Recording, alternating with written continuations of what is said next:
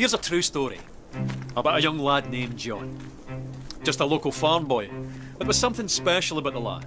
A glint in his eye, a fire in his belly, a spring in his step. And one day, he went for a walk. Now this walk began when his father died. The year was 1819, and he was just 14 years old. Bereavement counselling. Well, these were the days when young boys were sent into the fields. The mills, the mines, tough times. But young John was smart enough to be lucky.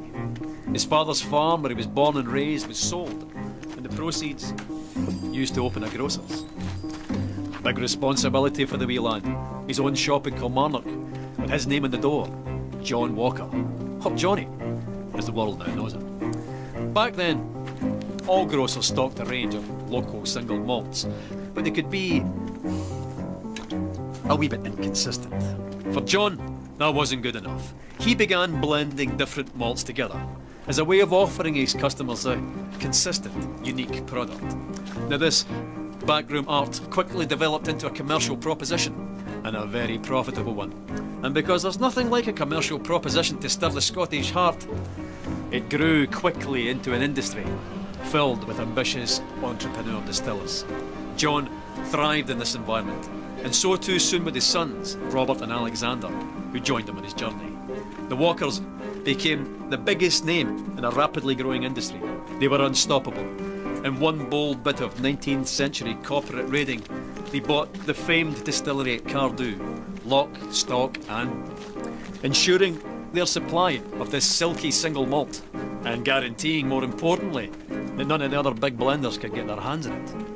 But young Alexander wasn't content with being Scotland's biggest blender. Not ambitious enough for him, no. He convinced the ship's captains of Glasgow to act as agents for him, and drove the whisky bearing his father's name across the globe. By 1860, he had developed the square bottle. Now, with a label at an angle of precisely 24 degrees. No big deal, you might think, but you'd be wrong. The square bottle meant less breakages and more bottles per shipment. The diagonal label meant larger type, and together, that meant Johnnie Walker had unmistakable presence on any shelf in the world. The bottle became an icon, and the rich liquid it contained sought after and consumed across the globe.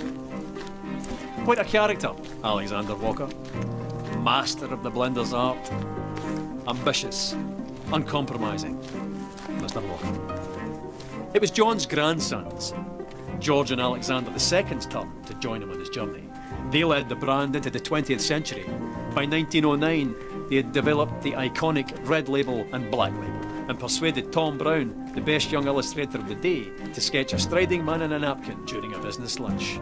In the stroke of a pen, the Victorian grocer was transformed into an Edwardian dandy. By 1920, Johnnie's walk had taken him through 120 countries, and he continued walking through the brand's advertising over the next 50 years, into the fabric of global culture, deep into the dark hearts of several wars, to the pleasure palaces of the aristocracy, immortalised by screen legends, celebrated by filmmakers, singers, songwriters, novelists, shoulder to shoulder with the great sportsmen of the age, winning countless international awards for quality, and even being awarded the Royal Warrant by King George V.